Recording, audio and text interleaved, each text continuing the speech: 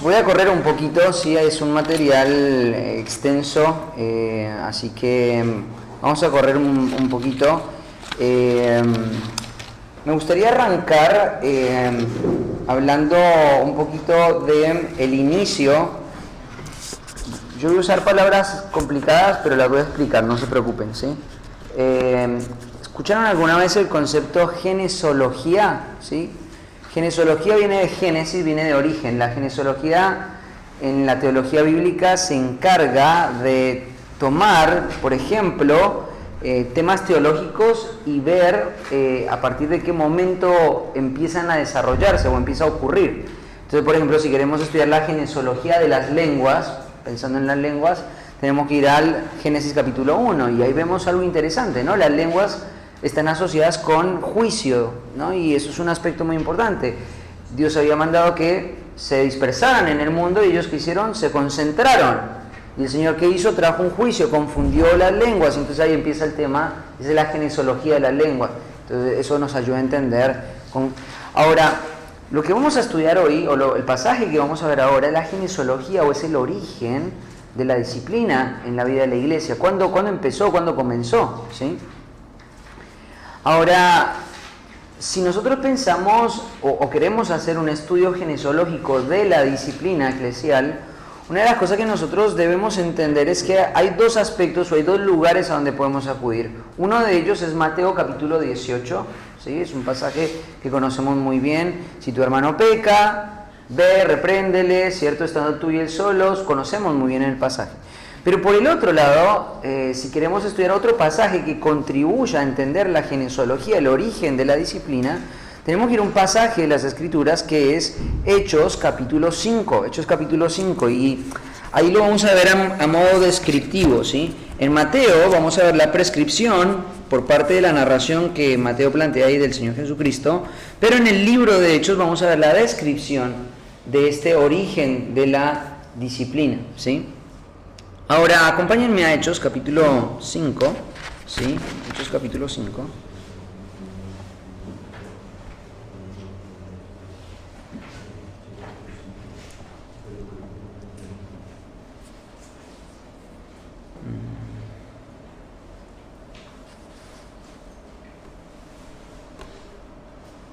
A ver si me deja. Dice que no hay conexión a internet.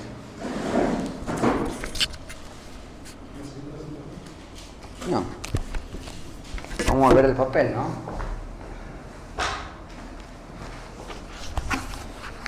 Hechos capítulo 5.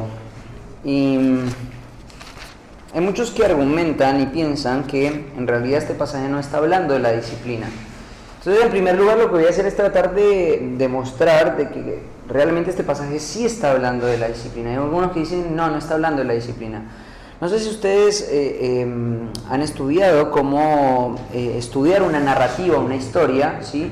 Pero en el mundo antiguo las historias tenían una estructura, ¿sí? Para poder entender un pasaje de una historia bíblica, necesitas entender cómo los que escribían las historias bíblicas pensaban y estructuraban sus historias. Entonces, hay una estructura que es muy importante ver, ¿sí?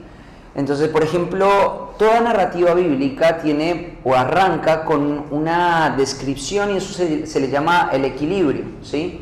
Después lo que vamos a ver es una ruptura del equilibrio. Todas las narrativas son y están fragmentadas de esta forma, una ruptura del equilibrio. Después un intento de la restitución del equilibrio y después la restitución del equilibrio, ¿sí? Para poder entender cuándo arranca esta historia, vos en Hechos tenés muchas historias, necesitas tratar de entender esa estructura. Entonces, lo primero que tenemos que decir del capítulo 5 es que el capítulo 5 no es el comienzo de la historia. El comienzo de la historia comienza en el capítulo 4, versículo 32, ¿sí? La historia comienza en el capítulo 4, versículo 32, y ahí tenés el equilibrio. Vamos a ver el equilibrio. Y la multitud de los que habían creído, la multitud de los que habían creído, ¿sí? Eran de un corazón y un alma, y ninguno decía ser suyo propio nada de lo que poseía, sino que tenían todas las cosas en común.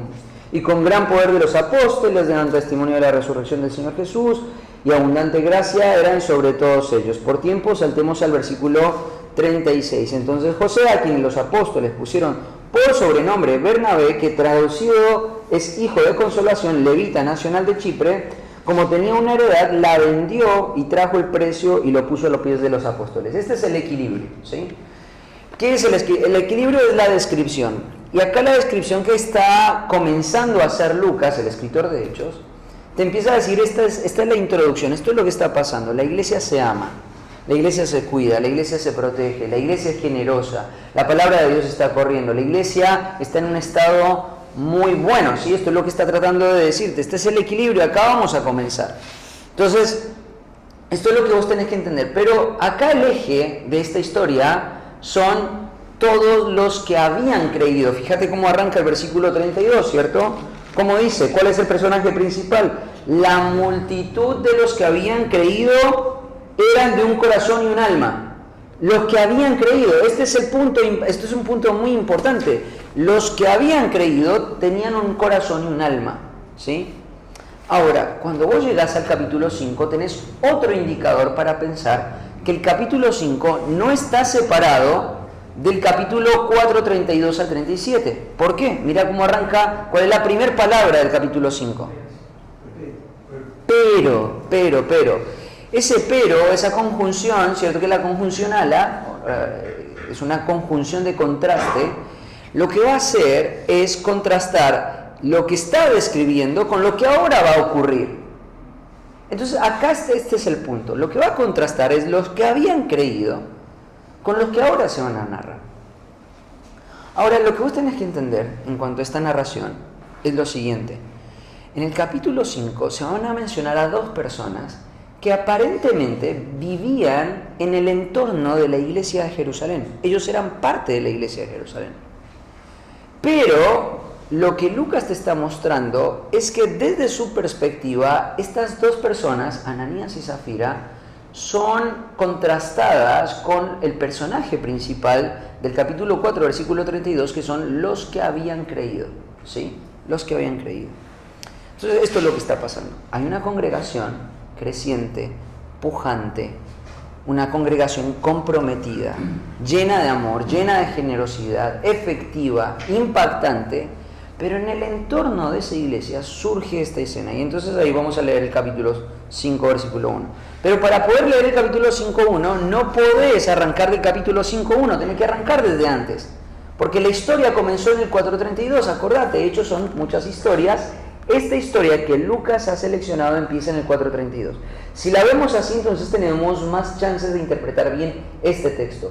Si yo trato de interpretar Hechos 5 aislado de lo que venía diciendo en el capítulo 4, versículo 32, no voy a llegar a una sana conclusión, porque esto forma parte de una historia más amplia. Ahora, fíjate lo que ocurre. Capítulo 5, versículo 1.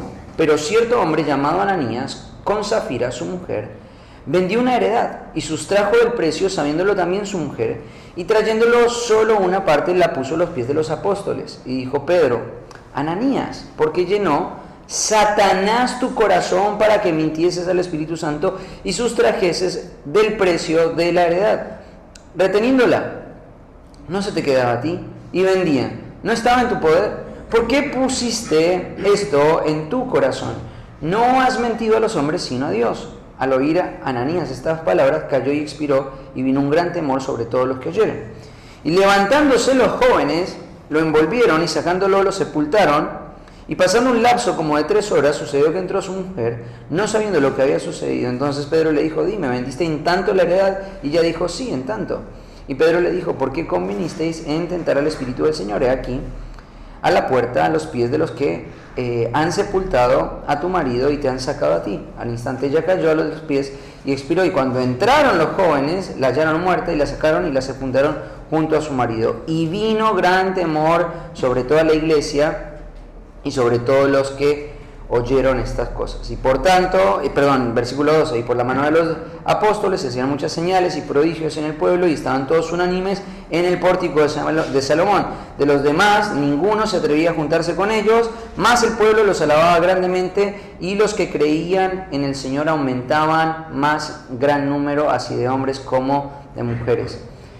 Vamos a leer hasta ahí. ¿Te das cuenta? La escritura arranca equilibrada, se rompe ese equilibrio con Ananías y Zafira, se hace un intento de restitución con la muerte, pero queda una parte más que hay que resolver, y es ¿qué hacemos con la hipocresía de la mujer? Se expone la hipocresía de la mujer, ¿cierto? Muere, la sepulta y ahí se restituye el equilibrio. ¿Te das cuenta? ¿Cómo se restituye? La iglesia vuelve otra vez a estar unánime, otra vez a predicar la palabra, otra vez a hacer las señales, y la gente de afuera tenía temor de estar con la iglesia. Entonces, esta es la historia, capítulo 4:32 hasta el capítulo 5:16. Esa es toda la historia. Si vos lo tomás como una unidad literaria, tenés posibilidades de entenderlo. Entonces, ¿por qué este pasaje está hablando de la disciplina eclesial? Por los condimentos que están en ella. Por un lado tenés la iglesia, por un lado se está describiendo personas que creen, por el otro lado se están describiendo personas que forman parte de la vida de la iglesia, y estás viendo la interacción de Dios en la iglesia, sacando y exponiendo el pecado oculto de personas y finalmente sacando a estas personas de la vida de la iglesia para que la efectividad de la iglesia se recupere. Disciplina. Sin duda alguna es disciplina. Entonces, vamos a ver algunos componentes que son muy importantes a la hora de pensar en la disciplina y lo que podemos aprender acerca de este pasaje y de la disciplina, ¿sí? A ver, déjenme buscar acá mi apunte. En primer lugar, cuando leemos esta historia, hay algo que nosotros necesitamos resaltar de esta historia, y es el hecho de que la disciplina es un asunto de interés del Señor, ¿sí? ¿Por qué razón resaltamos o marcamos este primer punto acá? Bueno, di una explicación rápida del texto, pero necesitamos entender esto. Hay algunas cuestiones también interpretativas que tenemos que traer a nuestra mente. El pasaje que clarifica el proceso y la metodología de la disciplina se encuentra en Mateo capítulo 18, ¿sí? Claramente lo que cuenta Mateo 18 pasó antes de lo que pasó acá, pero el texto que cuenta lo que Mateo 18 nos está diciendo se escribió después de lo que pasó acá, ¿sí? Eso es algo muy importante. Cuando Mateo 18 se escribió, ya esta situación de Hechos 5 había ocurrido, o sea que para Hechos 5 no había todavía información escrita a la cual la iglesia pudiese acudir. Entonces, esto es interesante porque si no hay material escrito, si no hay textos inspirados que estén instruyendo a la iglesia, entonces en esta etapa transitiva la intervención de Dios directa es sumamente importante. La revelación de Dios en las capacidades y en las facultades de los líderes de la iglesia es sumamente importante, porque no hay revelación de cómo ejecutar y cómo llevar a cabo y cuáles son los procesos y cuáles son los métodos en cuanto a la disciplina. Claramente Pedro sabía la instrucción de Cristo porque él había escuchado la instrucción de Cristo en Mateo 18, ¿cierto? Pero necesitamos entender esto, la intervención de Dios era muy importante en la vida de la iglesia en esta etapa. Otra de las cosas que también tenemos que resaltar es el hecho de que el Espíritu Santo intervenga en una escena como esta, muestra de que Cristo, el Señor, está interesado en mostrar y reflejarle a la iglesia que esto es un asunto de su interés. Cuando nosotros pensamos en la disciplina de la iglesia, no pensamos en un tema atractivo para nosotros como ministros, ¿no? Cuando vos pensás en la disciplina de la iglesia, lo que vos pensás es en problemas, ¿no? Cuando vos hablás de la disciplina en la iglesia, lo primero que vos estás pensando es problemas eclesiales, dificultades, desafíos, ¿cierto? Eso es lo que viene a tu cabeza. Sin embargo, la perspectiva que nosotros deberíamos tener con respecto a la disciplina en la iglesia es que Dios me ha puesto a mí como pastor, como líder en un grupo para ejecutar, para velar, para que la disciplina en la iglesia sea una realidad. ¿Por qué razón? Porque cuando el pecado apareció en la vida de la iglesia, el mismo Señor intervino para tratar el pecado en la vida de la iglesia, mostrando y dejándonos un ejemplo al resto de los ministros de la manera en la que Dios intervino en esta escena en la vida de la iglesia, nosotros como ministros debemos intervenir en la vida de la iglesia, con toda la instrucción que tenemos en el Nuevo Testamento. Es interesante porque si vos recapitulas el libro de los Hechos hasta este momento, lo único que ves es escena positiva tras escena positiva tras escena positiva. Recapitula Hechos. El Señor Jesucristo resucitó. Arranca con el triunfo de Cristo, 40 días enseñando acerca del reino de Dios. ¿Correcto? ¿Me siguen? Capítulo 2. Pedro predica. Persiste, las lenguas, la manifestación del Espíritu Santo están controlados por el Espíritu Santo. La fiesta de Pentecostés, de las primicias, victoria. Pedro predica una y otra vez, se nos deja un modelo de predicación ahí en el capítulo 2. Y él sigue predicando. 3.000 personas se añaden a la iglesia.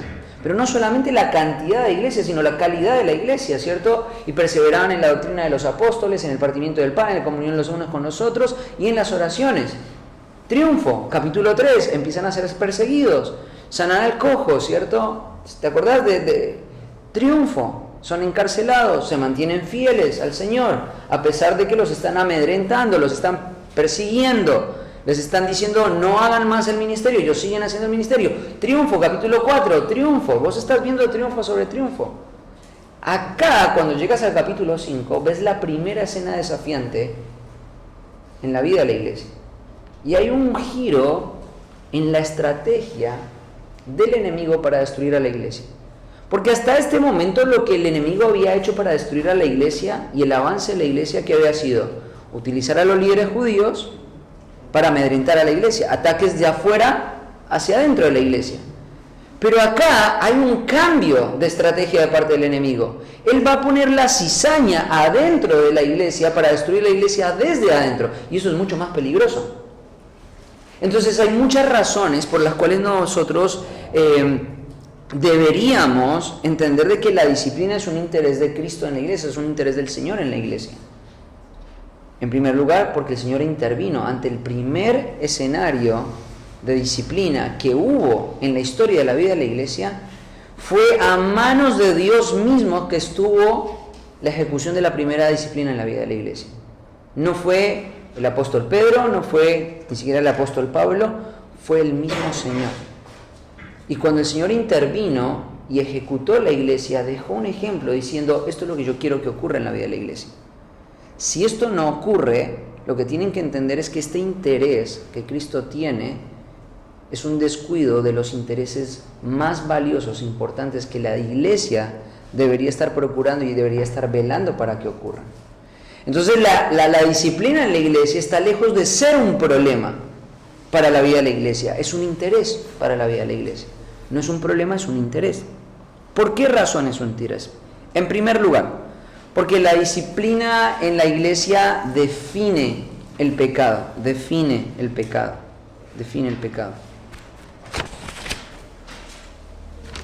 No sé, el Señor orquesta las cosas, ¿no? Recién estaba hablando con un hombre en la escalera y me decía, ¿qué pasó con Jonás? Porque cuando Dios lo envía y lo comisiona a ir a Siria, ¿te acordás de la historia de Jonás, no? Él dice que él va a ir a Tarsis para huir de la presencia de Jehová, que él no sabía lo que los salmos decían en cuanto a la presencia de Jehová, no tenía una teología que hablaba del atributo y del carácter de Dios como un Dios omnipresente. Él no tenía suficiente revelación para saber que él no podía huir de la presencia de Dios. Yo le digo, no, claramente no. Él tenía el conocimiento. Pero ¿qué pasa? En el corazón de una persona, el pecado distorsiona. El pecado distorsiona. El hecho de que una persona sepa algo que es pecado no necesariamente quiere decir que él tiene una clara definición acerca del pecado. Te muestro otro ejemplo del Antiguo Testamento. Un hombre conforme al corazón de Dios. ¿Quién es? David, ¿cierto? Dios ha estado con él, Dios lo ha ungido, él ha sido forjado en el dolor, Saúl ha querido matar su vida, pero finalmente es rey. Y es un rey que Dios está prosperando. Y en un momento este hombre que es conforme al corazón de Dios, un hombre que tiene las promesas de Dios, que ya Dios ha hecho un pacto con él en el 2 de Samuel capítulo 7, un día este hombre se siente muy seguro, como para no tener que ir a la guerra y velar por los intereses de la nación de Israel. Y mira una mujer y la desea y la toma y hace uso de su poder para tomar a esa mujer y la llama, y a pesar de que el Señor fue poniendo advertencias por medio de los siervos de David, finalmente la avanza. Después de que la toma, ella queda embarazada. Las consecuencias. ¿Y qué hace él con eso? ¿Se quiebra? ¿Entiende que está mal? De ninguna manera. Él empieza a tratar de tapar los rastros, trae a su esposo, lo trata de embriagar para que esté con su esposa y para que él crea que ese hijo que esa mujer tiene es de este marido, pero él no hace eso. No puede tapar las huellas de su pecado. Entonces, ¿qué hace? Finalmente hace una carta para que este hombre vaya al frente de la guerra y finalmente sea muerto. Y este hombre va a morir por la nación de Israel. Y finalmente cuando este hombre muere, dice, bueno, al final puedo tomar a esta mujer. Porque la muerte, ¿cierto? La teología, ¿no? Lo que enseña. Si la mujer es libre de marido, entonces yo la puedo tomar y entonces es mía ahora. Y la trae, ¿cierto? Y entonces empiezan todo como si nada pasara.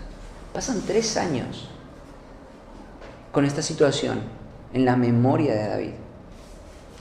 Y Natán viene en el capítulo 12 y empieza a exponer una historia, le diríamos, le puso el palito, ¿no? Y vos fíjate la reacción que David tiene con respecto a su propio pecado. Aunque él es un hombre que hizo mal, aunque él es un hombre que quebró la ley de Dios, aunque él deshonró a Dios con sus acciones, cuando se le cuenta la historia de este hombre rico que toma la oveja de este hombre pobre, la justicia de David está intacta. La justicia de David está intacta y él se enoja porque tiene un sentido de justicia propio que le dice que él tiene las cualidades morales para decir, esto está mal. Y Natán le dice, eres tú. ¿Sabes por qué es importante la disciplina en la iglesia? Porque la disciplina en la iglesia nos comunica a nosotros una definición clara de lo que es pecado. No tenemos la habilidad, la capacidad por nosotros mismos de poder ver el engaño y la mentira del pecado. Y la disciplina lo que hace es ser un mecanismo, una herramienta, un medio de gracia de parte de Dios para comunicarnos a nosotros como creyentes una definición clara de pecado. Hace poco tiempo estábamos lidiando una situación, una persona que era miembro de nuestra iglesia, que era soltera y que vivía en la casa de sus padres, había deshonrado grandemente a sus padres, con maltrato, con palabras y finalmente yéndose del hogar de una forma realmente muy mala, muy mala. Empezamos a llamarle al arrepentimiento, tratamos de tener sesiones con esta persona y finalmente, claro, cuando esta persona se vio que fuera de su casa no tenía los medios para poder vivir y sobrevivir, ¿qué hizo? Optó por volver a su casa. Y esta persona pensó, listo, mi pastor me dijo que vuelva a mi casa, porque no había salido bien de mi casa, mis papás me recibieron en buenos términos, ya está. Pero hubo un montón de elementos en la situación, hubo orgullo, hubo violencia en la situación, hubo mentira, hubo arrogancia, hubo egoísmo. Entonces empezamos a hablar con la persona y la persona, me acuerdo que después de que volví a su casa le invité a estar en la oficina, estábamos con mi esposa ahí, ella me estaba acompañando y le pregunto cómo estás y ella me dice, estoy muy bien. La disciplina en la iglesia lo que hace es recordarnos de que las cosas no están bien. Nosotros queremos creer que están bien. David quería creer que estaban bien las cosas, ¿no? Jonás pensaba que podía estar bien yéndose y huyendo a Tarsis, que podía cambiar el carácter de Dios yendo a Tarsis. Pero la disciplina lo que hace es darnos una definición clara de lo que es pecado. Ahora, fíjate porque ahí en el capítulo 5, de Hechos, volvamos a Hechos 5, dice que Ananías y Zafira, su mujer, vendió una heredad y sustrajo del precio. Es interesante porque la palabra sustrajo, que aparece en el versículo 2, es la misma palabra que se utiliza en Tito 2 cuando habla de los siervos de que no defrauden a sus amos. ¿Vieron esa expresión ahí en Tito 2? No defraudando, sino siendo fieles en todo. Esa palabra defraudando es la misma palabra griega que aparece acá en el capítulo 2, versículo 2. O sea, cuando Lucas empieza a contar la historia, él no está utilizando palabras que suavicen el pecado. Ellos estaban tratando de hacer ellos tenían una buena intención, pero no sabían cómo hacerla, ¿no? Ellos eran buenos, no, la palabra que utiliza acá es, ellos están defraudando a la iglesia. Ellos querían hacer un fraude con la iglesia. ¿Por qué razón? Acá hay una cuestión interpretativa difícil. ¿Dónde está el pecado? ¿Dónde está el pecado de Ananías y Zafira? Porque la palabra heredad acá en este texto es totalmente distinta a la palabra heredad de la heredad de Bernabé. La palabra heredad de Bernabé, por ejemplo, en el capítulo 4, habla de un campo productivo. Lo que Bernabé vendió fue un campo productivo, ¿sí? Era algo de proporciones grandes. Cuando él lo vendió, él trajo mucho dinero y lo puso a los pies de los apóstoles. Y entonces quiere contrastar acá Lucas esa acción de Bernabé con lo que está pasando acá. La pregunta es, ¿Bernabé está obligado a vender su propiedad y dar su propiedad o el dinero de su propiedad a los pies de la iglesia? Claramente no. Los principios de la generosidad son voluntarios. Una iglesia no le puede exigir a la gente que ofrende o que dé. Entonces, el problema de Ananías y Zafira no puede ser que ellos no habían dado el total de lo que ellos habían vendido en la heredad. Ese no era el problema. Entonces, ¿dónde está el fraude? ¿Dónde está el fraude? El fraude está en que ellos convinieron en decir que el total de la heredad había sido entregado ¿a qué? A la vida de la iglesia. ¿Por qué razón? Porque ellos vieron el ejemplo de Bernabé, ellos vieron la admiración que la iglesia tenía hacia Bernabé, ellos empezaron a ver el impacto que Bernabé ahora estaba teniendo en la vida de la iglesia, la forma en la que él estaba escalando. Pero Bernabé no estaba vendiendo sus propiedades porque él quería escalar. Él empezó a tener un lugar más significativo en la vida de la iglesia porque él amaba a las personas. Lo que lo motivaba a vender las cosas y ponerlas a los pies de los apóstoles era el amor a las personas. Y lo que la iglesia veía en él era un ejemplo y un modelo a seguir. Lo que Ananías y Zafira querían era la admiración de las personas, estar en la posición de Bernabé sin comprometerse como Bernabé. Y es ahí donde está el fraude. El fraude no está ni en la venta de la heredad, ni en el precio de la heredad, está en la hipocresía que ellos querían tener, ¿no? Ahora, es interesante porque una de las cosas que hace la disciplina es, como dije al principio, dar una definición clara de lo que es el pecado. Por ejemplo, si nosotros pensamos en 1 Timoteo capítulo 4, se asocia la hipocresía con la mentira. Pablo define y la asocia dejándonos ver que hay una íntima relación entre la mentira y la hipocresía. La hipocresía impide un acceso genuino a las escrituras. Si leemos 1 Pedro capítulo 2 versículo 1, nos damos cuenta de que para poder desear la leche espiritual no adulterada, para que por ella crezcáis para salvación, una de las cosas que se requiere para tener esa actitud frente a la palabra es desechando todo engaño. Si no desecho el engaño, el amor por la palabra nunca va a venir. Entonces, la disciplina hace esto, ¿no? Empieza a clarificar. Esto es la hipocresía. Cuando nosotros vemos los textos donde Jesús lidió con personas hipócritas, llegamos a la conclusión de que Cristo repudia, le da asco la hipocresía. Cuando él vio la hipocresía de los fariseos, él la denunció, él la expuso, él la comparó, ¿cierto? ¿Se acuerdan de la parábola del fariseo y del publicano? Él la comparó, él la expuso, él la denunció.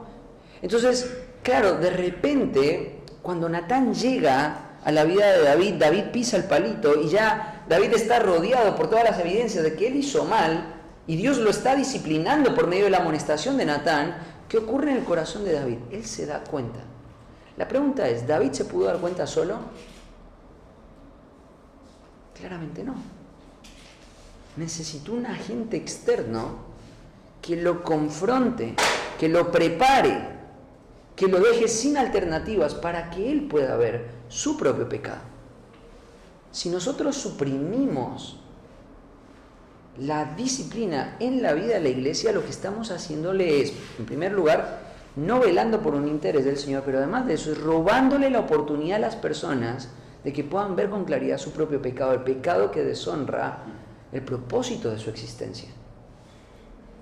Matar, mortificar el pecado es la única forma en la que podemos glorificar a Dios.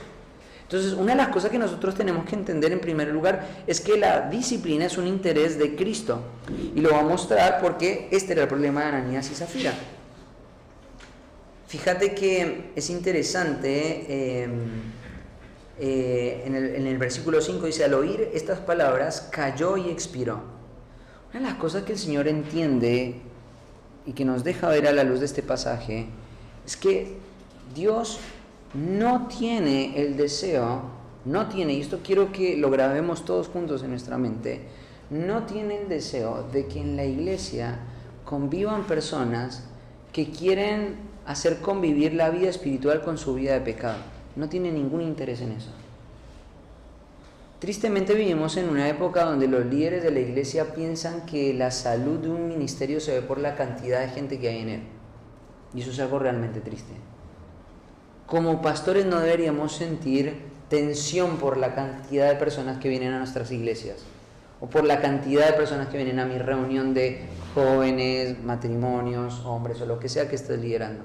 No te tiene que preocupar eso.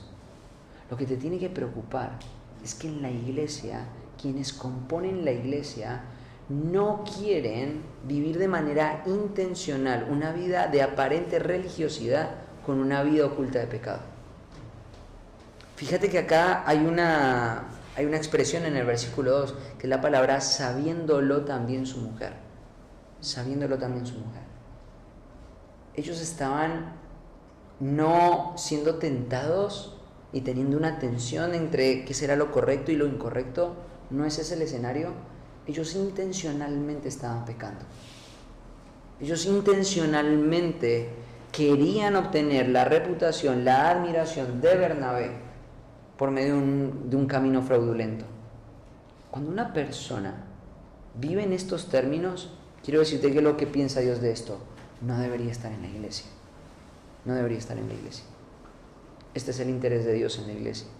Si una persona quiere vivir una vida espiritual fraudulenta, la disciplina es el camino para que esa persona quede expuesta y si no se arrepiente finalmente queda fuera de la iglesia.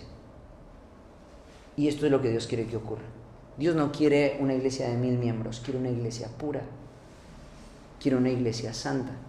Y esto sí debería ser un peso en nuestros corazones. Esto sí debería ser un peso en nuestros corazones. Entonces el Señor interviene mostrando la disciplina es un interés mío, ¿no? La disciplina comunica el repudio de nuestro Señor. ¿Qué es lo que a Cristo le repudia, no? Cuando el domingo pasado tuvimos un predicador en nuestra iglesia invitado y decía, bueno, ¿cuáles son las cosas que a Dios le alegran o le asombran en el corazón? Y eso es una buena pregunta, ¿qué es lo que a Dios le alegra el corazón, no? Cuando nosotros tenemos una perspectiva correcta del ministerio, no estamos pensando en qué es lo que a mí me hace feliz en el ministerio. Cuando nosotros tenemos una perspectiva correcta del ministerio, no estamos pensando y estamos preocupados qué es lo que Dios quiere que ocurra en el ministerio. ¿Qué es lo que a Dios le alegra el corazón en el ministerio? ¿Qué es lo que a Dios trae gloria, cierto, en el ministerio? ¿Y qué es lo que Dios repudia en el ministerio? Pero cuando nosotros vemos el ministerio como un mecanismo de realización personal, la preocupación por los intereses de Cristo no es algo que a nosotros realmente ocupe nuestro pensamiento, nuestra mente. Lo que pensamos es lo que a mí me hace bien. Entonces tener el salón lleno de personas es algo que a mí me alegra, me anima, me energiza, me motiva a seguir en el ministerio, estoy teniendo fruto. La pregunta es si es eso lo que el Señor quiere que yo me alegre. Pero claramente entendemos que en el libro de los Hechos, y te digo, yo uso mucho Hechos porque es el libro donde me siento fuerte por lo que estoy exponiendo en la iglesia hace 2 años y medio. Una de las cosas que ocurre en Hechos es que vos te das cuenta de que el impacto numérico que una iglesia tiene está determinado por el Señor. No debería ser ni siquiera una preocupación en el corazón de los ministros. Esto no quiere decir que no debemos desarrollar un corazón compasivo, esto no quiere decir que no tenemos que tener una actitud de alcance, esto no quiere decir que no debemos predicar el evangelio, esto no quiere decir que no debemos ser intencionales a la hora de persuadir a los hombres a que crean y se arrepientan. No estoy diciendo nada de eso. Pero al final del día, si vos estás haciendo todo lo que tenés que hacer, la cantidad de personas que van a componer en tu iglesia está determinada por el Señor. Sea grande, sea chica tu congregación, eso está determinado por el Señor. Entonces no debería ser una preocupación. Lo que sí debería preocuparnos es que si yo estoy liderando un grupo de jóvenes, estos jóvenes que están viniendo a mi iglesia no se sientan contentos con lo que estamos haciendo, no se sientan alegres con lo que están haciendo. Lo que estos jóvenes tienen que vivir es la realidad de que el pecado destruye sus vidas. Y como ministro, yo le voy a dar todo lo que ellos necesitan para que puedan mortificar el pecado. Si eso es lo que está ocurriendo en mi ministerio, entonces estoy cumpliendo lo que el Señor quiere. Pero el tema es, ¿qué es lo que el Señor repudia? ¿Qué es lo que el Señor odia que yo debería procurar que no ocurra en la vida de la iglesia? Entonces ahí, fíjate lo que ocurre, ¿no? Porque una de las cosas que va a hacer Pedro en este punto es lidiar con el pecado de las personas, de Ananías y de Zafira, usando preguntas para que ellos puedan entender la naturaleza de lo que han hecho y lo repudiable que es a los ojos de Dios, ¿no? Mira lo que ocurre.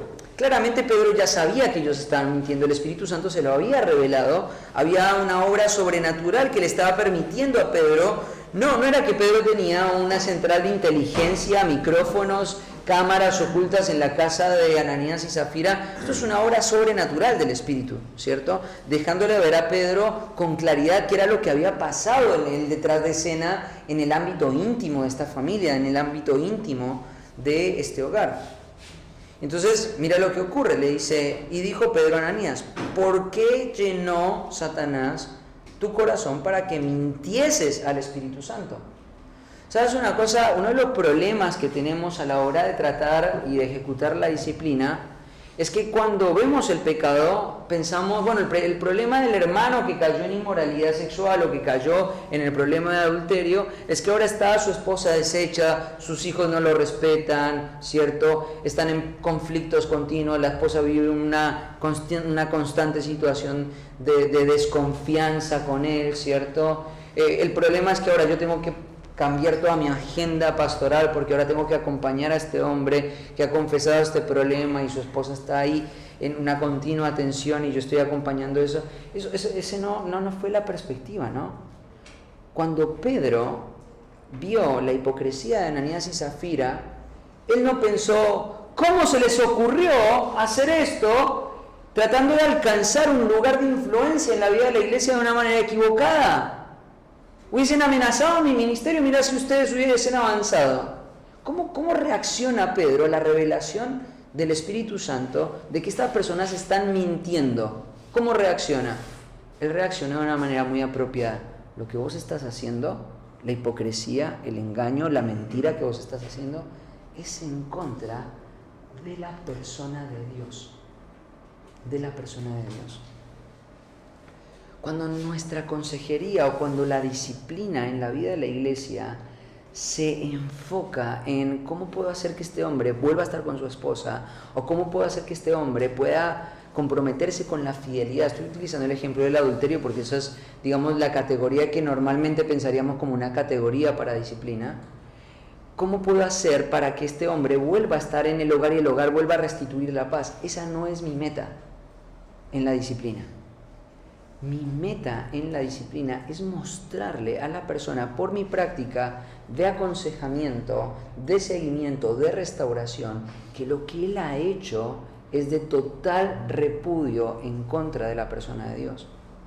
Fíjate que Pedro no lo está haciendo personal. ¿Cómo puede ser que nos hayan mentido a nosotros como líderes de la iglesia? ¿Cómo puede ser que le hayan mentido a la congregación? No. ¿Por qué llenó Satanás tu corazón para mentirle a quién? Al Señor, al Espíritu Santo, al Espíritu Santo. Y acá entran en juego un montón de cosas, ¿sí? La disciplina comunica el repudio que Dios tiene hacia el pecado.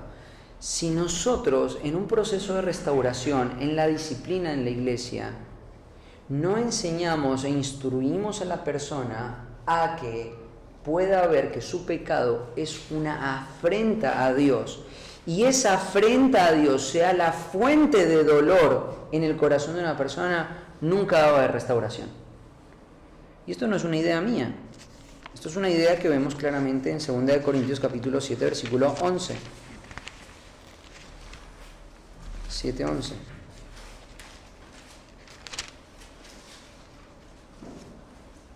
Mira lo que dice.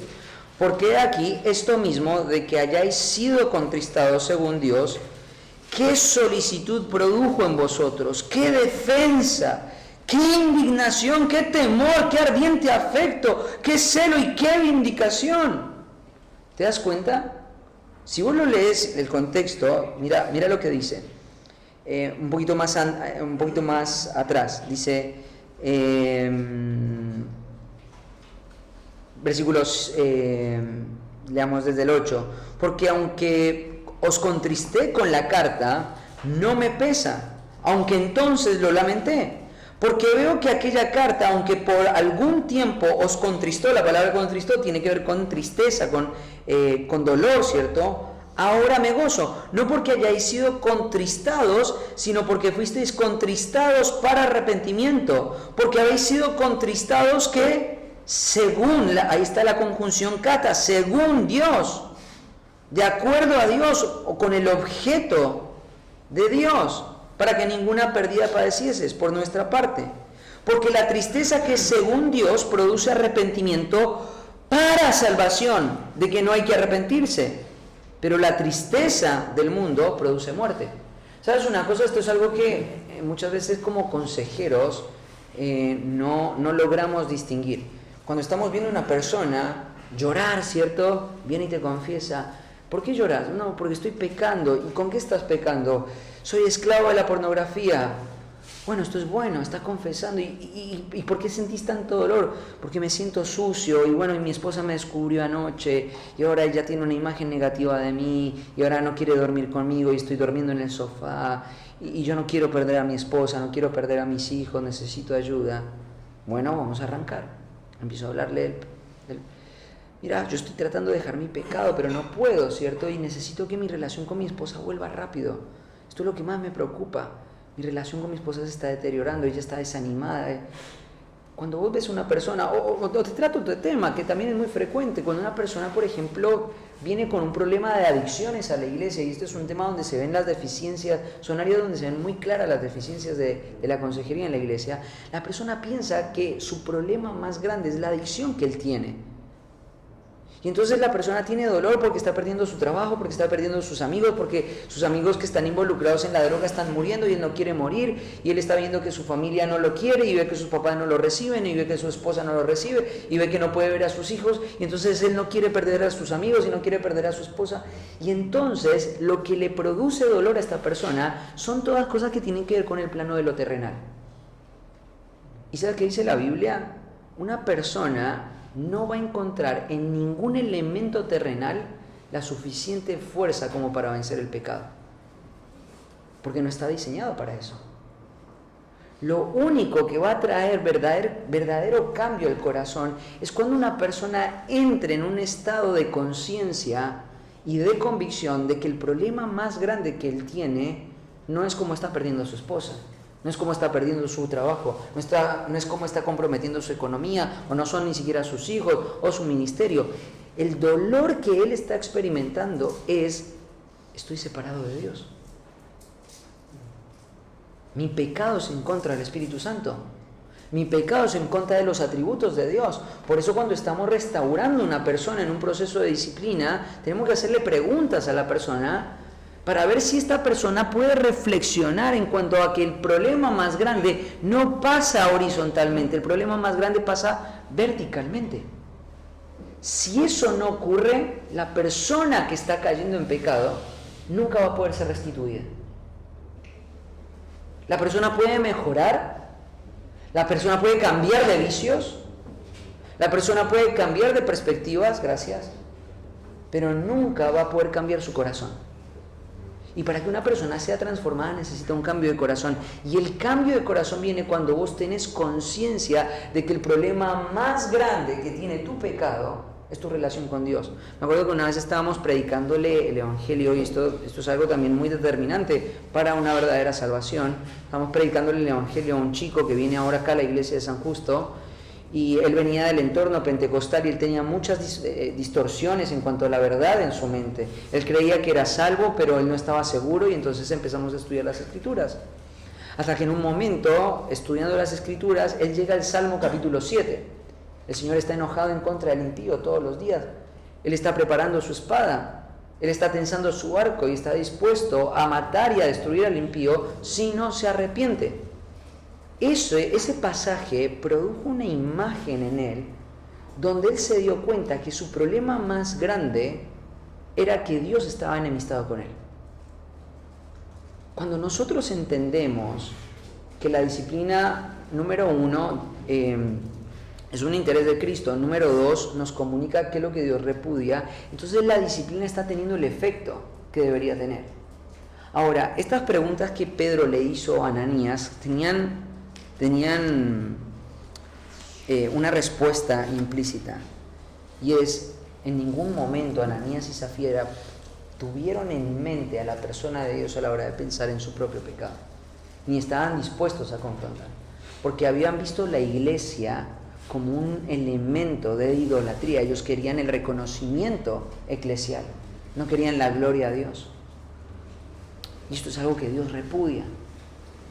Y hasta que yo no pueda llegar a esa convicción, como cantábamos ayer a la noche, ¿cierto? Odiar mi pecado porque Dios lo odia, odiar mi pecado porque Dios lo repudia, odiar mi pecado porque compromete mi relación con Dios, entonces la disciplina no está cumpliendo el efecto que debería cumplir. Entonces la disciplina comunica el repudio de nuestro Señor. Y en tercer lugar, la disciplina potencia a la iglesia de Cristo. Tengo que saltar, hay mucho material, te lo dejé ahí implícito en el apunte, pero fíjate cómo termina esto, ¿no?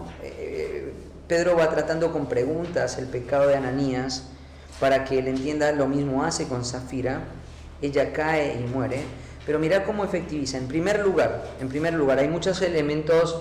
Imagínate este pasaje, yo traté casi 5 o 6 domingos de tratarlo en la iglesia. Tiene una riqueza, estudiarlo porque tiene muchísimo para tratar. Mira lo que ocurre ahí, ¿no? Los jóvenes, hay una escena donde están los jóvenes. A veces pensamos, hago un paréntesis rápido, a veces pensamos que los jóvenes deben estar con los jóvenes para que estén bien, y para que en vez de que se vayan al boliche estén acá en la iglesia contenido. Eso es una mala filosofía. Lo que tenemos que hacer con los jóvenes es hacerlos convivir en las escenas más relevantes de la vida de la iglesia. Entonces vos tenés acá el liderazgo de la iglesia y tenés a los jóvenes. ¿Sabes quién va a sacar el cadáver de estas dos personas? Los jóvenes de la iglesia. ¿Por qué están sacando los jóvenes estos cadáveres? Porque están siendo discipulados por los líderes de la iglesia. Los jóvenes tienen que estar cerca de los pastores. Eso es lo que nos enseña Tito capítulo 2, ¿no? Que los jóvenes estén cerca de Tito. Sé tu ejemplo de ellos, ¿cierto? Tienen que estar con la gente más grande. Las mujercitas jóvenes tienen que estar con las ancianas. Los jóvenes están en la escena donde se está desarrollando la vida seria de la vida de la iglesia. Ahí están los jóvenes. ¿Por qué razón? Porque los jóvenes tienen que ver la importancia de la santidad y están inmersos ahí viendo cómo la disciplina está siendo llevada a cabo en la vida de la iglesia. Pero en la restitución del equilibrio, mira lo que ocurre. Versículo 11.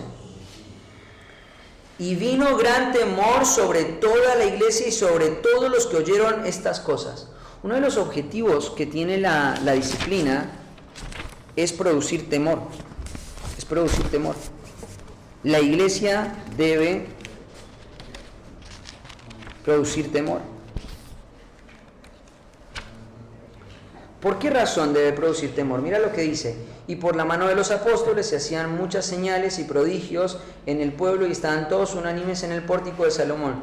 De los demás, y este es el gran punto, de los demás ninguno se atrevía a juntarse con ellos, mas el pueblo los alababa grandemente. Y los que creían en el Señor aumentaban más, gran número así de hombres como de mujeres. ¿Se das cuenta? Esto es algo muy interesante.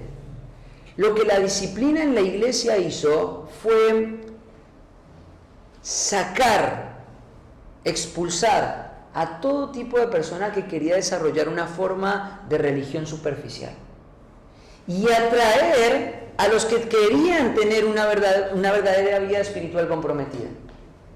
Esto es algo muy interesante, porque cuando nosotros estamos pensando en tener un ministerio efectivo, no debemos pensar en la cantidad, sino en la calidad de los creyentes que queremos ver componiendo nuestra iglesia.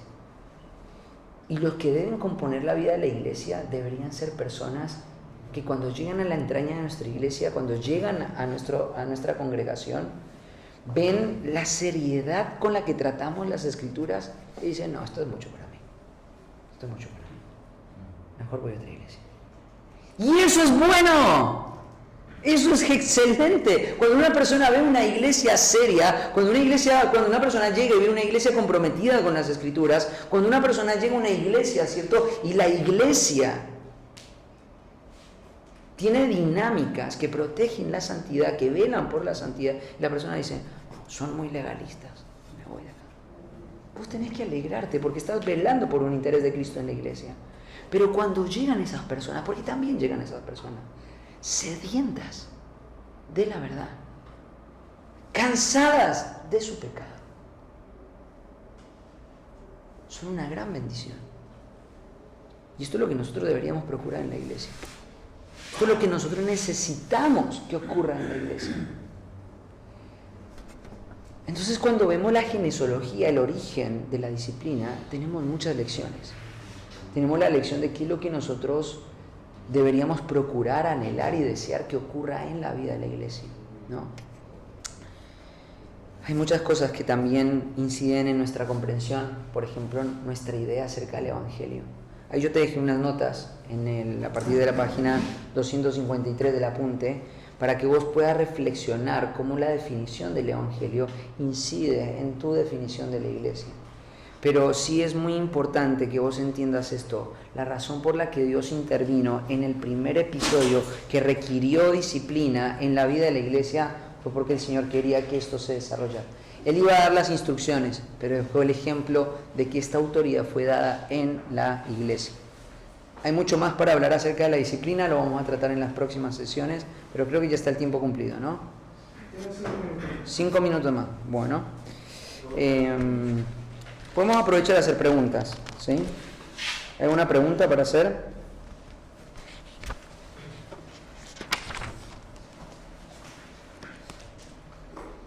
¿Hay alguna pregunta para hacer? Sí, Josu. Ahí el libro de Hechos quizá no da como algo restrictivo, digamos, en cuanto a la disciplina especial, pero después, por ejemplo, en Corintios capítulo 5, hay un caso que ahí Pablo está tratando en la iglesia de Corinto, y él escribe desde una carta y toma la determinación directa de quitar a esa persona de la congregación. Y en un momento nombraste también algún concepto en cuanto a las categorías de pecado dentro de la vida de la iglesia. ¿Cuáles son por ahí los criterios y las cuestiones que vos debes tener en cuenta para tomar una determinación categórica para con los pecados y determinar si es necesario? En este caso, por ejemplo, en Hechos fue también, no se siguió el proceso, por ejemplo, que el Señor mismo escribió en Mateo 18. Fue una decisión que, bueno, Lucas está intentando reflejar el carácter del Señor, de la iglesia. Pero ¿cuáles son los criterios que nosotros debemos tomar como iglesia hoy para determinar si un pecado es directamente condenable y disciplinable, o si debemos seguir el patrón correspondiente de Mateo 18? Una pregunta compleja, tiene muchos elementos que necesitamos desarrollar. En primer lugar, creo que es importante también distinguir que en las escrituras hay dos tipos dos categorías de disciplina, ¿cierto? Tenemos por un lado la disciplina formativa y tenemos la disciplina correctiva, ¿cierto? Entonces, cuando estamos lidiando con el pecado, entendemos, no todo el pecado se trata en el mismo nivel o de la misma forma, ¿no? Hay muchos factores que componen o que construyen un criterio a la hora de evaluar el pecado. Por ejemplo, la forma en la que vas a tratar el pecado en mi caso como pastor no es la misma forma en la que vas a tratar el pecado en una persona que hace 2 meses está integrando la membresía de la iglesia, ¿cierto? Hay muchos factores que van a hacer que varíen de un caso a otro. Entonces, yo lo que pienso en cuanto a 1 Corintios es que ahí en el capítulo 5 no es que este tema de inmoralidad no sea expuesto. Claramente, Pablo, vos lees, por ejemplo, las preguntas que le está respondiendo en el capítulo 7 y percibís, acá hubo instrucción previa. Y lo que Pablo está haciendo es clarificar la instrucción que él ya había dado. Entonces la conclusión a la que llegamos es una carta previa, ¿sí? O instrucción previa. Entonces no podemos por el capítulo 5 y la excomunión de este hermano que se prescribe ahí, asumirla como una contradicción en cuanto al proceso que el Señor plantea en el capítulo 18. ¿Por qué razón? Porque claramente la carta da instrucción de cosas que ya se han tratado, ¿cierto? En 2 Corintios también ves esa dinámica. Y en el capítulo 7, el capítulo que estábamos leyendo, Pablo, es interesante 2 Corintios porque fue escrita en diferentes momentos, no fue una carta que se escribió en un solo momento.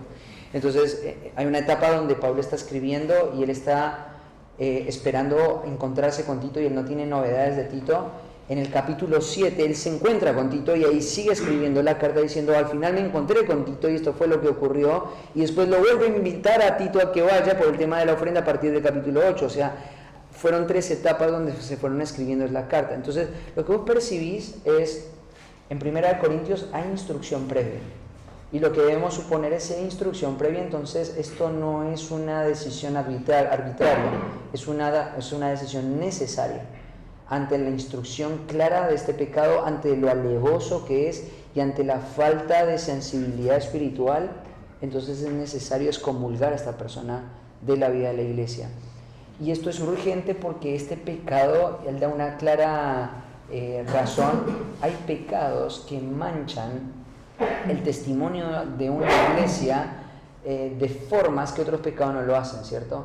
Entonces yo puedo tener envidia en mi corazón porque te compraste esa cámara y yo la deseaba y yo no la puedo tener, pero otra cosa es que yo me esté acostando con mi madrastra y que toda la ciudad lo sepa, ¿cierto? Eso tiene una repercusión que nosotros debemos evaluar. Este pecado necesita ser tratado con urgencia. Es un pecado muy obvio, puede un creyente hacer esto, pero necesitamos tratarlo y necesitamos que él corte con esto ya. Tiene un grado de urgencia. Entonces yo creo, hubo instrucción previa, no hay arrepentimiento, necesitamos sacarlo pronto de la iglesia. Esto es algo que sí es importante. Entonces no todos los pecados se tratan de la misma forma, ¿no? Ahora, sí las escrituras se complementan, ¿no? Y crean lo que nosotros llamamos teología. Entonces Mateo 18 se complementa con y configura perfectamente y no se contradice con 1 Corintios 5. Entonces hay un proceso para que eso lo vamos a hablar en la próxima sesión, ¿no? Hay procesos, hay elementos, hay condimentos. Ahí en Mateo 18 hay un contexto que es la parábola de la oveja perdida, ¿no? Ahí tenemos nuestras discusiones de interpretación, porque si en los sinópticos está hablando de que Cristo es el pastor que busca la oveja, algunos se inclinan, yo soy más de inclinarme a que Mateo 18 es por tanto es la explicación de la parábola, entonces nosotros somos el pastor que tiene que buscar la oveja perdida, pero en cualquier caso somos llamados a imitar el caso de Cristo, ¿no? En ese sentido. Entonces hay un tono de amor, hay un tono de proceso, hay reserva, hay objetivos claros que se deben establecer. Ahora, hay una serie de preguntas que yo puse acá en el apunte que pueden ayudar para responder si es necesaria la intervención o es necesario saltar de la disciplina, digamos, formativa a la correctiva, ¿no? Si lo encuentro, te lo digo.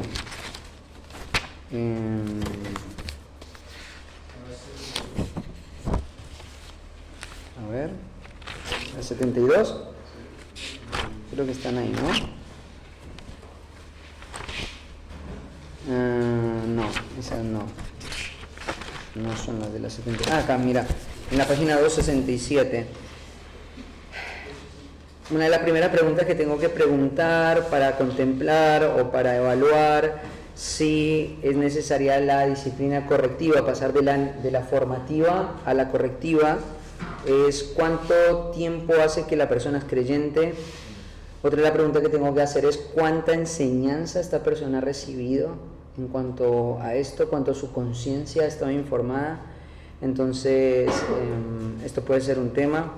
Admite el pecador que su acción estuvo mal, ¿cierto? En una primera confrontación o en una primera instrucción.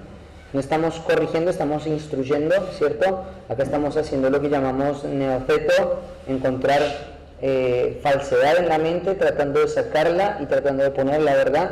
Estamos en la etapa formativa. Parece genuinamente afligido por su pecado o hay un tono de enojo en su confesión. ¿Confesó rápidamente o tuvimos que sacarle la información? ¿Se mostró abierto con todos sus pecados o tuvimos que sacárselo uno a uno? ¿Es posible que aún oculte información e inconsistencia en lo que él está diciendo? En esta etapa formativa, ¿no? Pues quizás es una persona que necesita ser formada en este aspecto. Hay indicadores que muestran que esto no es solamente un evento aislado, sino quizás es un patrón pecaminoso. Lo caracteriza, acepta la corrección, acepta la consejería acerca de cómo luchar en contra del pecado, o la rechaza convencido de que él sabe mejor cómo solucionarlo. Al confrontar su pecado nos parece que se posiciona a nuestro lado contra su propio pecado o se pone a la defensiva, ¿sí? Estas preguntas te pueden ayudar para decir, bueno, todas las preguntas son positivas, entonces vamos a dejar esta disciplina en el campo formativo.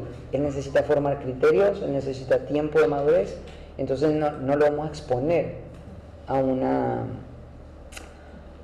disciplina pública o una disciplina correctiva, ¿cierto?, donde él empieza un proceso, sino es más bien el tipo de disciplina que necesita equipar a la persona, ponerle todas las herramientas a su mano para que él, número uno, se dé cuenta que está mal y número dos, sepa cómo lidiar con esto. Ahora, si todas estas preguntas dicen, no es un creyente nuevo, ¿cierto? Él ya sabe que está mal, él ya fue equipado para luchar en contra de esto, su conciencia está bien informada, está actuando de manera orgullosa, está reaccionando de una manera arrogante, ¿cierto? Está a la defensiva, no se pone del lado mío, se pone del lado de la justificación para hacer su acción. Entonces, todas esas preguntas, si son mayormente negativas, podrían ser un indicador de que esto no estamos ante el escenario de una disciplina formativa, sino de una disciplina correctiva. Necesitamos ponerlo en un proceso de restauración formal, ¿cierto? Asignarle un mentor, una regularidad, ciertas condiciones. Si él tiene una posición pública o de influencia, quizá restringir esa posición, reforzar y reevaluar cómo él se está integrando a las dinámicas de santificación que la Iglesia plantea, el discipulado, si tienen rendición de cuentas, todo este tipo de cosas, ¿cierto? Entonces ahí ya hay una intervención distinta, ¿no?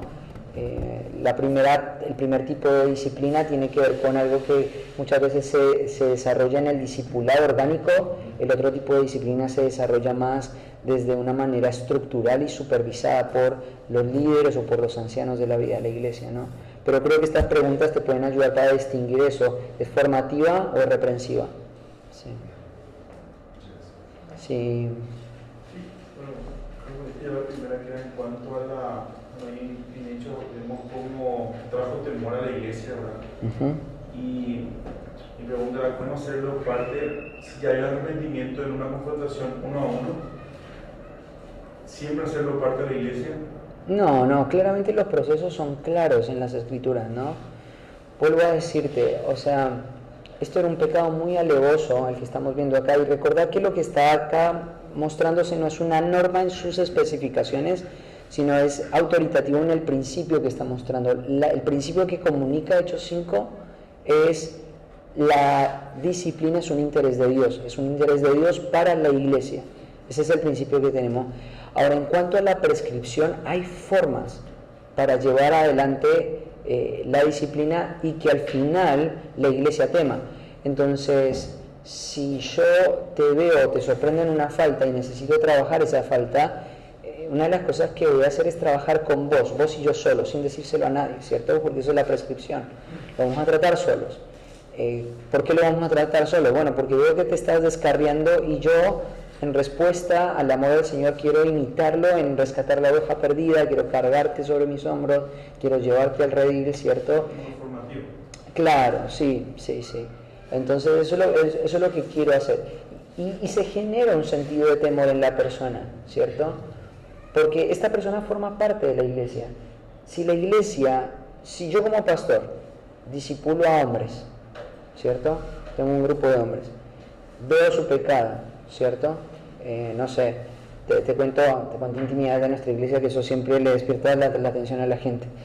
No, mentira, me voy a contar chisme de mi iglesia, pero por ejemplo, no sé, hay un hombre que en una reunión tuvo una actitud de imprudencia con un comentario, ¿cierto? Yo lo llamo, ¿cierto? Aparte, te estoy contando una situación real. Lo llamo aparte, lo llevo a la oficina, tenemos una oficinita pastoral en mi iglesia, nos sentamos ahí y le digo, mira, fulanito, esto y esto y esto, quiero preguntarte por qué lo dijiste. Y él se queda frío, ¿cierto? No, me pareció que iba a ser chistoso. ¿Consideraste esto y esto y esto? No, no lo consideré. ¿Te pusiste en el lugar de la persona a la que le estabas haciendo el comentario, cómo puede afectarlo? No. ¿Conoces su contexto? No. ¿Era necesario decirlo? No, realmente no. ¿Cuál fue tu intención? Mi intención era reírme de él. Entonces acá hay una falta y él se está dando cuenta de su falta, ¿cierto? Y entonces ahora la forma en la que él ahora se está conduciendo es con mayor prudencia. Generó temor en su corazón. La forma en la que él ofende la iglesia de Cristo, afecta a la iglesia de Cristo, trae un efecto, lo orgulloso que es al pensar solamente en lo que él quiere lograr y no en la forma en la que él está afectando a otros. Ahora se forma un criterio y él, al ser parte de la iglesia, es un individuo que está fomentando el temor en su vida, en darse cuenta de que pequeñas cosas pueden traer grandes repercusiones. Ahora, si yo hago eso con él y él aprende ese criterio y de repente él tiene esta misma actitud con sus aconsejados, la iglesia en esa dinámica orgánica en general teme. Pero si nosotros estamos escapando de esa dinámica, ¿cierto?, es difícil fomentar el temor.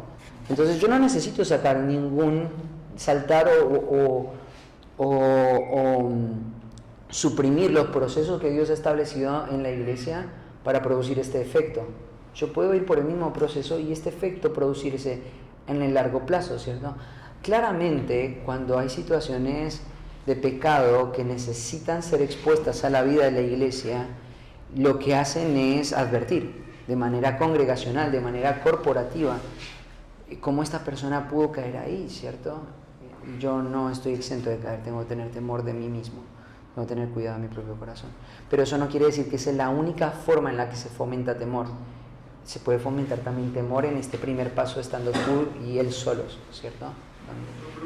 Sí. En caso de que un pecado, cuando se comete un pecado oculto, sí, y trae consecuencias inmediatas, visibles muchas veces, ¿cómo poder tener esa sabiduría de que ese arrepentimiento es realmente por un temor a Dios, así como hablamos, o es por las consecuencias que comienzan a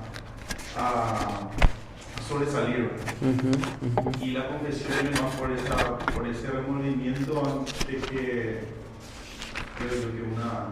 un temor al Señor. Sí, un miedo a las consecuencias, un remordimiento temporal, ¿cierto? Bueno, me encanta la suficiencia de las Escrituras porque son muy claras las palabras, la palabra es muy clara te equipan para poder lidiar con situaciones ahí. Cuando leímos el capítulo 7-11, ahí te da algunos indicadores que es muy difícil que una persona que realmente esté arrepentida pueda fingir. Es muy difícil. Mira, ahí en el capítulo 7, versículo 11 de 2 de Corintios, da indicadores para poder evaluar precisamente si el arrepentimiento de esta persona es genuino o no. En primer lugar, solicitud, ¿sí? Vos tenés, acá en esta conferencia tenés un mar de cosas, todas se deberían de las Escrituras, ¿cierto? Pero una de las cosas que te muestran en las Escrituras es que hay cosas que tienen que desarrollarse en cercanía. Vos tenés que estar cerca de las personas, vos tenés que estar comprometido con la disciplina en la iglesia, ¿cierto? Vos tenés que estar comprometido no solamente con exponer el pecado, sino también restaurar el pecado, ¿cierto? Gálatas 6.1. Entonces yo tengo que organizar mi agenda, ver esto como una prioridad, estar cerca de la persona, acompañar a la persona, ¿cierto? Y estando en ese proceso, coleccionando la información, haciendo las preguntas, haciendo el diagnóstico, ¿cierto? Voy haciendo todo ese tipo de cosas. Ahora en la cercanía forjo un plan de acción para acompañar a esta persona. ¿Y cuáles son los indicadores que quiero ver en él? Bueno, este plan tiene que demostrarme en primer lugar si la persona fue descubierta y ahora está mostrando dolor. Tengo que ver si en primer lugar él está mostrando dolor. Le tengo que hacer las preguntas: ¿qué es lo que te duele? ¿Cierto? En el caso del chico que se convirtió con el Salmo 7, estoy preocupado de ver que Dios está enemistado conmigo. Me acuerdo que una vez estábamos con un chico de acá de zona oeste, había caído en fornicación con una chica y él lloraba a mares, a mares. Él dice: me guardé toda mi vida hasta ahora para mantenerme puro y en un momento de tentación caí. Pero lo que más me preocupa es que Dios me entregue a mi propio pecado. Él tenía clara la teología. Él sabía que una de las disciplinas del Señor es que el Señor abra sus brazos y lo entregue a su propio pecado. Y eso le angustiaba mucho, ¿viste? Entonces esos son buenos indicadores, son expresiones que vos tenés que aprender a escuchar mucho lo que una persona te está diciendo, porque lo que hay en su corazón se va a ver en su boca, hay un reflejo en la boca, ¿no? Ahora, si yo voy a crear un plan de restauración, tiene que ser para poder encontrar estos indicadores del arrepentimiento genuino. Entonces, por ejemplo, bueno, te voy a dar no sé, fue descubierto un hombre en adulterio. Bueno, sí, pero yo caí en esto porque mi esposa no me daba atención, no cultivaba nuestra vida de intimidad, no me prestaba atención, ella estaba en sus proyectos y yo me sentía solo y me sentí en el derecho. Entonces, es importante acá tratar la autocompasión, ¿cierto? Entonces le voy a dar una tarea para que él pueda ver cómo la autoconmiseración, cómo el egoísmo, ¿cierto? Cómo varios factores fueron llevándolo al adulterio. Entonces te voy a dejar el Salmo 73 y vas a hacer un estudio del Salmo 73 para la semana que viene, porque lo primero que quiero ver es si él tiene solicitud en mortificar su pecado. Ese es el primer indicador que muestra ahí, ¿no? ¿Qué solicitud produjo en vosotros? Una de las cosas y uno de los indicadores de que una persona realmente quiere vencer el pecado es que está dispuesto a hacer todo lo que me pidan. Y lo voy a hacer rápido, y lo voy a hacer pronto, y voy a ser diligente. Entonces vas la semana que viene y le preguntas: ¿cómo te fue con la tarea del Salmo 73? La hice, pero la verdad que me costó un montón este pasaje. No lo entiendo. ¿Cómo puede ser que este hombre, pues, estuve averiguando quién era Asaf, era un ministro? Pues un ministro, y entonces él empieza y vos mostrás que él tiene interés, ¿cierto? Otro indicador, ¿cierto? ¿Qué defensa? Cuando Pablo, fíjate que acá está, estos son vocativos, son admiraciones, ¿cierto? Ahí están no son preguntas, sino es ¿cuánta defensa trajo? Cuando ellos vieron el pecado, en vez de defender su propia causa, finalmente lo que empezaron a defender fue la causa que Pablo estaba exponiendo. Era como que cuando vos estás exponiendo el pecado, ¿cierto? La persona está tratando de defenderse, ¿cierto? Me acuerdo que una vez estaba tratando una situación de murmuración entre hermanas y me dice: bueno, lo que pasa es que esta hermana hizo esto. Bueno, fuimos avanzando en las consejerías y en un momento le pregunté: ¿cómo te fue con tu mentora? Le dice: yo le mando mensajes a mi mentora, pero en vez de que ella me responda y me acompañe, ella no me acompaña. Entonces, si yo no estoy siendo santificada es porque ella no me está acompañando de una forma efectiva. Fueron avanzando las consejerías y en un momento esta misma persona que se defendía a sí mismo empezó a defender nuestra causa. Y yo me doy cuenta que el problema soy yo. No es mi mentora, no es la persona, soy yo. El problema es que yo generé amargura con esta persona porque esta persona señaló mi pecado, mostró mi inmadurez y me afectó mucho en mi imagen. Y ahora tengo amargura hacia ella y esta amargura generó rivalidad. Y esto es horrible porque yo debería estar amando a la iglesia y estoy contrariando a la iglesia. Entonces hubo un cambio en su mente, ¿cierto? Ya dejó de defenderse a sí misma para defender el punto. Esto fue lo que pasó acá en 2 Corintios. Pablo expuso el caso, ellos callaron su propia defensa para defender la causa del que los estaba señalando. Ellos se están poniendo del lado de la justicia, no del lado de la justificación del pecado. Qué ardiente afecto. Una de las cosas que tenemos que ver son los afectos, ¿cierto? Ahí, si vos ves una persona que, sí, la verdad que pegué con mi esposa, dale, sí, dame ayuda, déjame ver si la semana que viene tengo un huequito y nos juntamos, ¿cierto?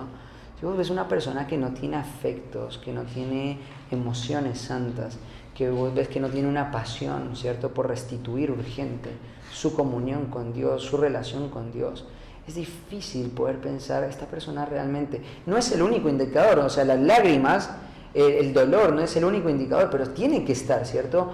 Cuando vos pensás, por ejemplo, en Santiago capítulo 4, de dónde vienen los conflictos y los pleitos entre vosotros, ¿de dónde vienen? De vuestras propias pasiones. Ese pasaje es muy útil. Y fíjate que para la resolución del conflicto de orgullo entre personas, lo que Santiago dice es, cambien su alegría ¿en qué? En llanto, lloren, humíllense, derramen lágrimas. Es una prescripción bíblica. Tenés que llorar y tenés que humillarte. Tiene que haber un afecto que hay una parte emotiva que está desarrollándose ahí, ¿cierto? No somos seres... la emoción no está dirigiendo el proceso, pero las emociones muestran y me reflejan de que en el corazón hay un dolor. Entonces hay un afecto, ¿cierto? Hay una pasión que está siendo afectada.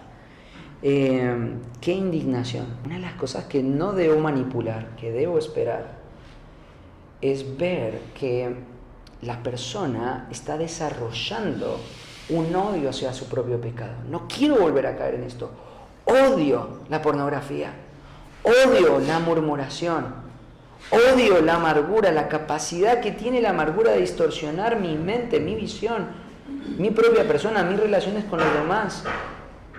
Lo odio con todo mi corazón. Ese es un indicador muy importante también, porque Dios odia el pecado. Temor, ¿cierto? Como te contaba esta escena de este chico que se había encontrado, tengo miedo a que Dios me entregue a mi propio pecado. Temor.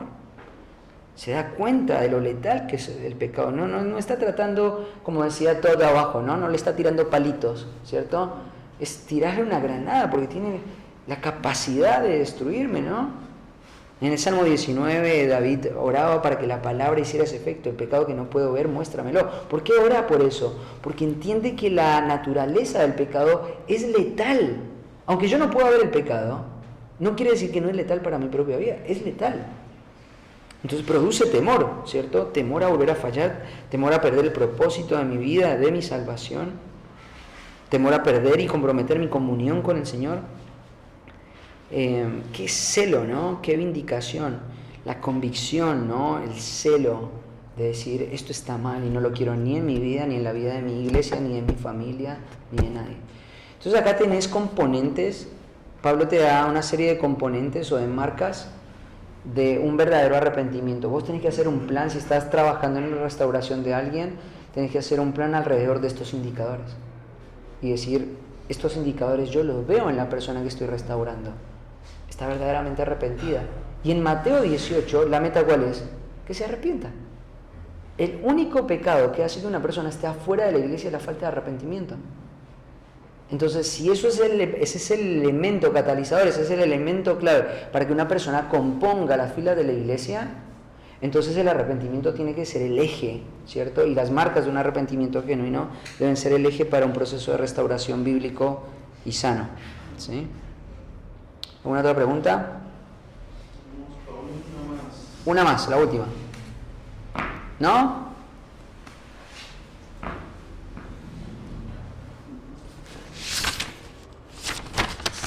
Bueno. Sí. Cuando se dice que para arrepentimiento, ¿no? Que disciplinaron para arrepentimiento, ¿eso significa que no es algo? No. ¿O para que vuelva? No. O sea, la vida espiritual es un ejercicio y eso es la experiencia de un arrepentimiento continuo una y otra vez, ¿cierto? No me quiero anticipar al próximo, pero no sé si van a estar, pero una de las cosas que vos ves en Mateo 18 es si te oyere, esa es la meta, oírme, ¿cierto? Ese oírme es rescatar, es traer de nuevo a la persona. Ahora, vos fíjate que toda esa prescripción está en el marco de las características de gente que componen el reino de Dios, no de gente que está aspirando al reino de Dios, sino gente que compone el reino de Dios. La gente que compone el reino de Dios, estoy hablando de elementos interpretativos de ese pasaje, viven a la luz de esa verdad y viven inmersos en esa dinámica. Yo veo el error y corrijo el error. y otros ven mi error y corrégenme. Todos estamos expuestos a esa dinámica porque es así como Dios planeó el reino o la expresión del reino de Dios en este tiempo que es la iglesia, ¿cierto? Entonces, no quiere decir que ese arrepentimiento que un día te llevó a la salvación ya no lo vas a volver a ejercitar o no lo vas a volver a ejercer. Eso es un continuo. Es lo mismo que la fe genuina está marcada por arrepentimiento. Ahí en un famoso pasaje de Juan 3:16, las personas no son salvas porque Juan 3:16 dice, porque de tal manera amó Dios al mundo, para que todo aquel que en él creyó tenga vida eterna, ¿no? Dice, para que todo aquel que en él cree tenga vida eterna. La fe genuina está marcada por un ejercicio continuo de la fe. La fe que salva es perseverante, está presente, es continua. Nunca se dan la fe en términos de un auristo indicativo, o sea, en términos de un pasado. Siempre tiene un aspecto imperfectivo. En todos los textos bíblicos vos ves que eso está pasando. Si no, la pregunta sería por qué en 1 Timoteo 4:16 Pablo le dice, ten cuidado de ti mismo y de la doctrina, porque haciendo esto, ¿qué va a hacer? Te salvarás a ti mismo. Y uno se pregunta, ¿Timoteo no era salvo? No, la perspectiva que los apóstoles tenían acerca de la fe genuina era continua. Entonces el arrepentimiento es continuo, es constante, acompañan al creyente en todo su peregrinaje como cristiano, ¿no? Lo acompañan continuamente. Entonces tenemos que tener esa perspectiva clara. La fe que yo ejerzo en el Evangelio para salvación es la misma que ejerzo para mi santificación, y es el Evangelio lo que necesito todo el tiempo, ¿no? También para mi propia santificación. Sí. Bueno, ya terminamos, vamos a orar. Gracias y ya estamos libres para el siguiente tema. Oh Padre, te doy muchas gracias por permitirnos seguir aprendiendo de tu palabra, viendo, Padre, lo que es tu interés en la iglesia y ayudándonos a comprender más este tema que se nos cuesta, Padre, la disciplina. Ayúdanos a seguir estudiándolo, a verlo, a estudiarlo y poderlo aplicar, Padre, a nuestros contextos, a nuestra propia vida. Amén. Y que tú traigas, Padre, el fruto que tú deseas. Ayúdanos a tener el interés de lo que a ti te interesa y no buscar nuestra propio beneficio, lo que, Padre, nosotros queramos hacer, sino buscar tu voluntad. Así que te damos gracias por este tiempo y oramos en el nombre del Señor Jesús. Amén. Amén. Gracias, Padre.